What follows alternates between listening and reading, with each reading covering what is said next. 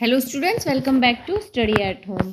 ये video BECE 214 के students के लिए है। इसमें मैं आप लोगों के साथ जून 2022 का जो क्वेश्चन पेपर है उसके प्रश्न उनके आंसर शेयर करूंगी। इससे पहले जो वीडियो मैंने डाला था उसमें प्रश्न संख्या 1 और 2 भूमि सुधार और सिंचाई से रिलेटेड जो प्रश्न है इनके आंसर शेयर किए थे।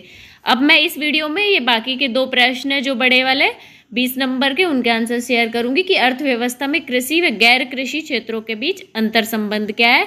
देश में रोजगार व गरीबी उन्मूलन में कृषि के योगदान की व्याख्या कीजिए। और प्रश्न संख्या 4 जो खाद्य सुरक्षा से क्या अभिप्राय है, क्या वर्तमान सार्वजनिक वितरण प्रणाली हमारे देश में खाद्य सुरक्षा की समस्या का समाधान कर सकती है। अपने उत्तर के लिए तर्क दीजिए।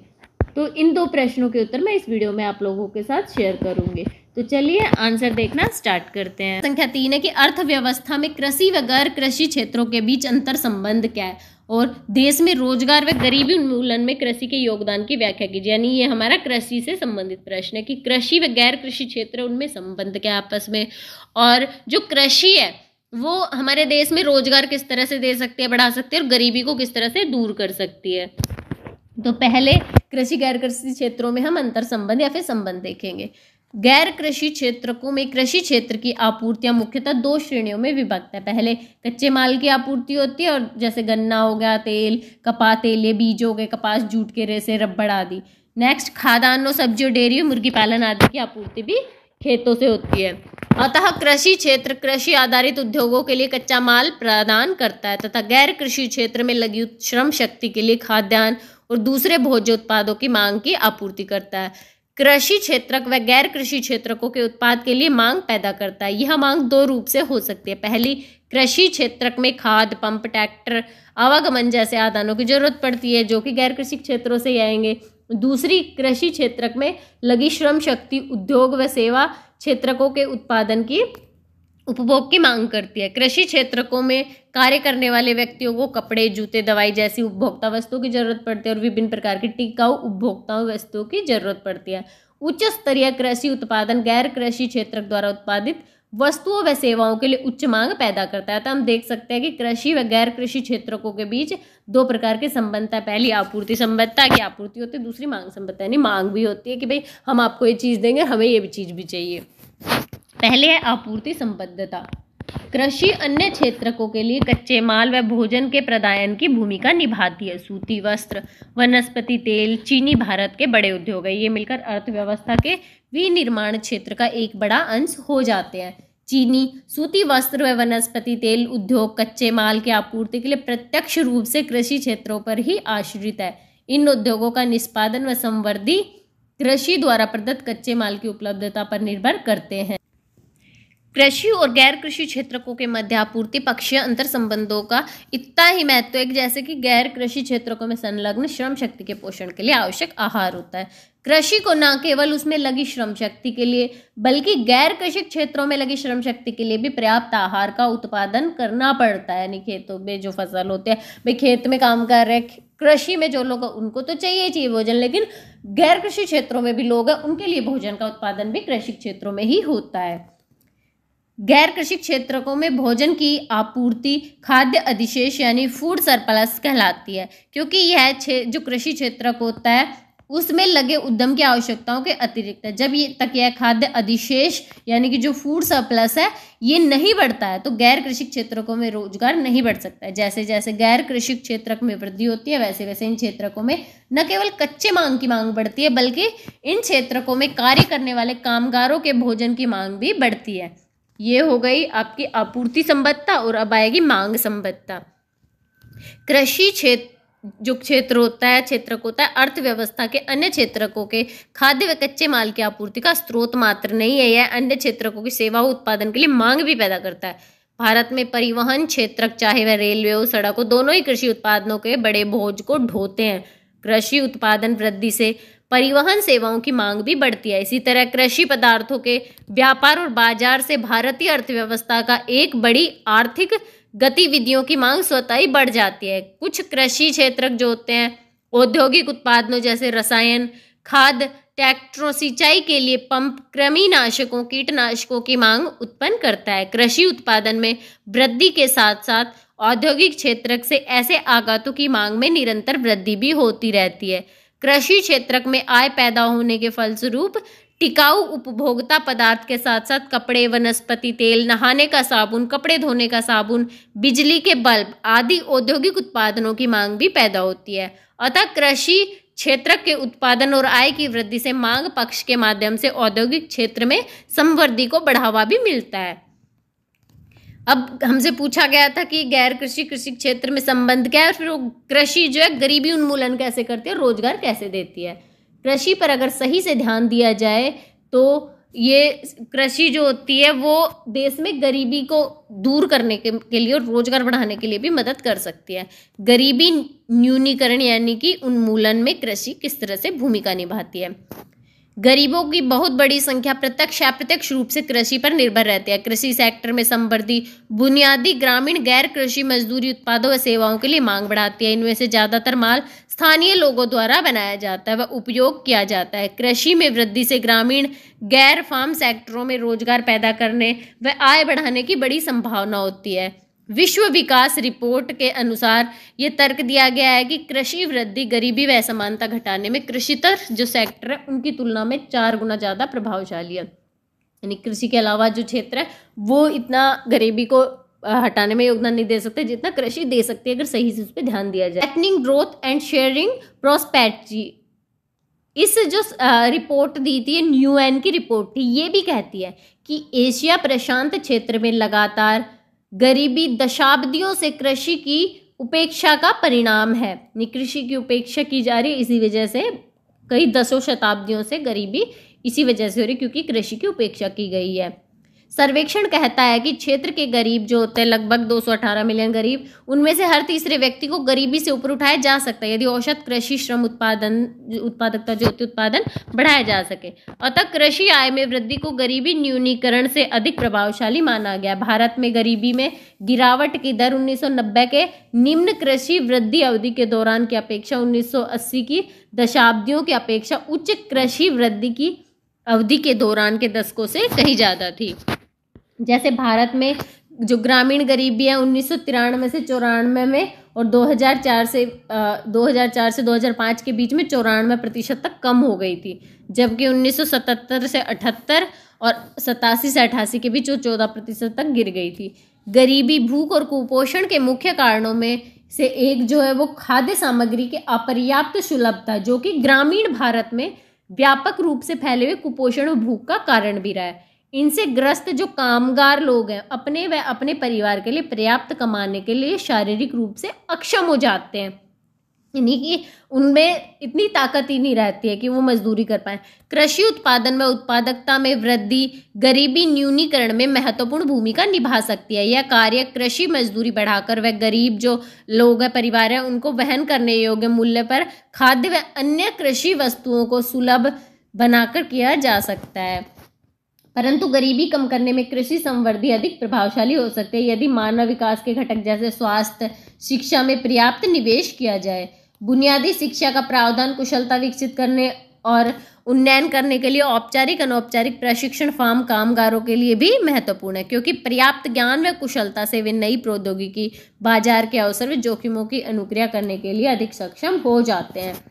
अभी रोजगार में कृषि किस तरह से भूमिका निभाती है। कृषि जो है उसकी भूमिका को परखने की एक प्रासंगिक कसौटी कुल श्रम शक्ति में कृषि का अंश है। एक अर्थव्यवस्था में औद्योगिक विकास से पूर्व कृषि में लगे कामगारों की संख्या प्राय बहुत ही ऊंची होती है।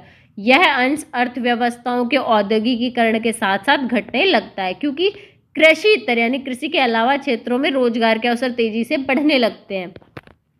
अधिकतर अर्थव्यवस्थाओं में श्रम शक्ति के उद्योगवार विभाजन में ऐसे ही परिवर्तन दृष्टिगोचर हुए हैं।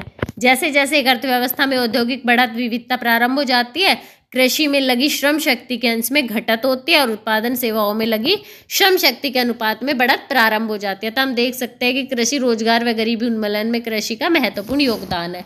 यहाँ पे कृषि से संबंधित प्रश्न हो गया। अभी हमारा इसमें 4th प्रश्न, 4 प्रश्न है ना, तो 3 प्रश्न हो गए। ये प्रश्न है, ये भी देखिए इंपॉर्टेंट है, क्योंकि दिसंबर 2021 में भी ये प्रश्न हमसे पूछा गया था कि खाद्य सुरक्षा से क्या अभिप्राय है। खाद्य सुरक्षा से रिलेटेड इसमें 2-3 प्रश्न के आंसर हमें लिखना है। पहला, खाद्य सुरक्षा से क्या मतलब है वो लिख देना है। क्या वर्तमान सार्वजनिक वितरण प्रणाली जो है वो हमारे देश की खाद्य सुरक्षा की समस्या का समाधान कर सकती है? अपना उत्तर तर्क के साथ दीजिए या अपने उत्तर के लिए तर्क लिखिए। खाद्य सुरक्षा क्या है पहले वो लिखना है। राष्ट्रीय स्तर पर खाद्य सुरक्षा की परिभाषा सभी व्यक्तियों को अपेक्षित मात्रा व गुणवत्ता में खाद्य की उपलब्धता के रूप में की जाती है। उपलब्धता ऐसे तरीके से होनी चाहिए जो स्वस्थ व सक्रिय जीवन यापन के लिए पर्याप्त हो। खाद्य सुरक्षा की अगली शर्त के लिए यह भी आवश्यक है कि उपलब्धता स्थायी या अविच्छिन्न आधार पर जारी रहनी चाहिए। इस प्रकार सैद्धांतिक रूप से खाद्य सुरक्षा परिवार, समुदाय, राष्ट्र व यहाँ तक कि अंतरराष्ट्रीय स्तर पर फैले हुए कारकों के संयोजन द्वारा प्राप्त की जाती है, परंतु प्रचालन की दृष्टि से यह व्यक्तिगत स्तर पर लागू की जा सकती है। इसे ध्यान में रखकर राष्ट्रीय स्तर पर खाद्य उत्पादन में आत्मनिर्भरता न तो आवश्यक है और न ही व्यक्तिगत स्तर पर खाद्य सुरक्षा की पर्याप्त गारंटी होती है। सार्वजनिक जो वितरण प्रणाली है वो किस तरह से उपयोगी हमारे लिए, ये पूछा गया है। तो इसमें सार्वजनिक वितरण प्रणाली यानी पीडीएस किसे कहते हैं हमें ये पता होना चाहिए। परिवारों की आय में असमानताओं से भरी मुक्त बाजार अर्थव्यवस्था में बहुत से ऐसे गरीब जो परिवार होते हैं उनको वर्तमान बाजार कीमत पर पर्याप्त खाद्य सामग्री खरीदने की स्थिति में नहीं होते हैं, क्योंकि उनके पास इतने पैसे नहीं होते कि जो बाजार में रेट चल रहा है वहां से खाने पीने का कुछ ले पाए।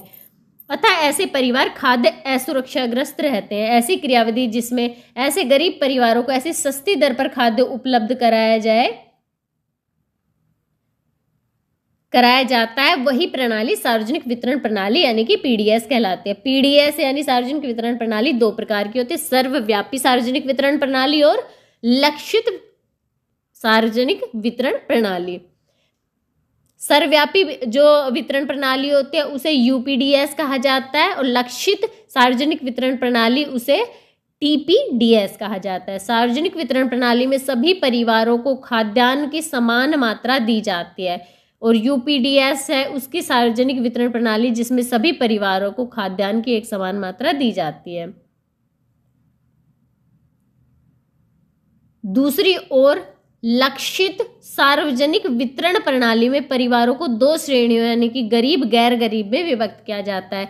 गैर गरीब परिवारों को गरीब परिवारों की अपेक्षा राशन की अधिक मात्रा दी जाती है, यानी टीपीडीएस मूल रूप से गरीबों को बेहतर खाद्य सुरक्षा प्रदान करता है। वर्तमान वितरण प्रणाली हमारे देश में खाद्य सुरक्षा की समस्या का समाधान कर सकती है, क्योंकि पीडीएस भारत में खाद्य सुरक्षा कार्यों में सबसे अधिक व्यापक व सार्वजनिक व्यय द्वारा सहाय के आधार पर प्रचलित कार्यक्रम है। पीडीएस के मुख्य उद्देश्य गरीबों को वहनीय कीमत पर आवश्यक उपभोक्ता माल प्रदान करें, खाद्यान्नों की मुक्त बाजार कीमत में स्थिरता लेके आए, अधिशेष प्रदेशों में खाद्यान्न लेना, जो अधिशेष यानी कि जहाँ पे वो चीज़ उग रही है या उत्पन्न होती है वहाँ से ले और वहाँ कमी है उन प्रदेशों में उनको वितरित करना, लाभकारी कीमतों पर किसानों से सीधे खाद्यान्न प्रापण कर व्यापारियों के अनुचित व्यवहार से घरेलू खाद्यान्न उत्पादकों का संरक्षण करना। केंद्रीय व राज्य दोनों सरकारें खाद्यान्नों के प्रापण यानी प्रापण मतलब प्राप्त करना और वितरण दोनों में भाग लेती हैं। प्रापण, भंडारण, परिवहन और आवश्यक वस्तुएं जैसे गेहूं, चावल, चीनी, आयातित खाद्य तेल व मिट्टी का तेल, इसे राज्यों को भारी मात्रा में आवंटित करना केंद्रीय सरकार का उत्तरदायित्व होता है। देश भर में सभी क्षेत्रों में फैले उचित मूल्य की दुकानों के नेटवर्क के द्वारा उपभोक्ताओं को ऐसे वितरण का उत्तरदायित्व राज्य सरकारों के ऊपर है, यानी केंद्र सरकार का उत्तरदायित्व राज्य सरकार को इन चीज़ों की उपलब्धि करवाए और राज्य सरकार का उत्तरदायित्व होता है जिन लोगों को इसकी जरूरत है गरीब परिवारों को उनको ये वितरित करे। केंद्र द्वारा वस्तुएं केंद्रीय निर्गम मूल्य यानी सीआईपी नाम की कीमत पर राज्य सरकारों को उपलब्ध की जाती है। सामान्यतः सीआईपी खाद्यान्नों की आर्थिक लागत की अपेक्षा कम होती है, जिसमें भंडारण व परिवहन लागत भी शामिल होती है। आर्थिक लागत व सीआईपी में अंतर उपभोक्ता सहाय कहलाता है, जिसे केंद्रीय सरकार वहन करती है। पीडीएस के प्रचालन के परिणाम में सरकार की जो प्रापण कीमत होती है उस कीमत के बीच जिस पर अंत में टीडीएस बेचा जाता है, भारी अंतर के कारण खाद्य सहाय बढ़ रहा है। ऐसे 2011 में जब गेहूं 11.2 रुपए प्रति केजी की दर से लिया जाता था, तब लिया तो गया था कि 11.2 यानी 11 रुपये 20 पैसे से, लेकिन वितरित किया गया, उसे किया गया जो बीपीएल परिवार है उनको 4 रुपये 15 पैसे पर केजी के हिसाब से, और जो बाकी एपीएल परिवार थे उनको 6 रुपये 10 पैसे प्रति केजी के हिसाब से बांटा गया था। 1992 से 2011 की अवधि में उपभोक्ता सहाय 16.7 औसत वार्षिक बढ़ गया है। पीडीएस के अधीन वितरण के सकारात्मक व नकारात्मक प्रभाव दोनों ही देखने को मिलते हैं। इसके कारण अत्यधिक स्टॉक की समस्या होती है, अस्वस्थकर उत्पादन पद्धतियां बढ़ रही हैं, खाद्यान्नों का निर्यात, वितरण प्रणाली आदि के कारण वर्तमान वितरण प्रणाली खाद्य सुरक्षा पर कुछ खास प्रभाव तो नहीं डाल पाई है, परंतु अगर सही तरीकों से पीडीएस यानी सार्वजनिक वितरण प्रणाली का प्रयोग किया जाए या उसका कार्यान्वयन किया जाए तो यह खाद्य सुरक्षा की समस्या का समाधान करने में मदद कर सकती है। अतः हम कह सकते हैं कि सुधारों के साथ साथ जो सुलक्षित तरीके से सस्ती वितरण प्रणाली यानी पीडीएस जो गरीब परिवार है उनके लिए खाद्य सुरक्षा का सर्वोत्तम रूप हो सकती है। यहाँ पे हमारे 4 प्रश्न, 2 प्रश्न मैंने पिछले वीडियो में करवा दिए थे, 2 प्रश्न इस वीडियो में मैंने आप लोगों के साथ आंसर इनके शेयर कर दिए हैं। बाकी जो भाग क्या इसका हो गया, 4 प्रश्न थे, चारों के आंसर मैंने आप लोगों के साथ शेयर कर दिया है। बचे हुए प्रश्न के लिए मैं आप लोगों के साथ नेक्स्ट वीडियो लेके आऊँगी, उसमें मैं आप लोगों के साथ बचे हुए प्रश्न शेयर करूँगी।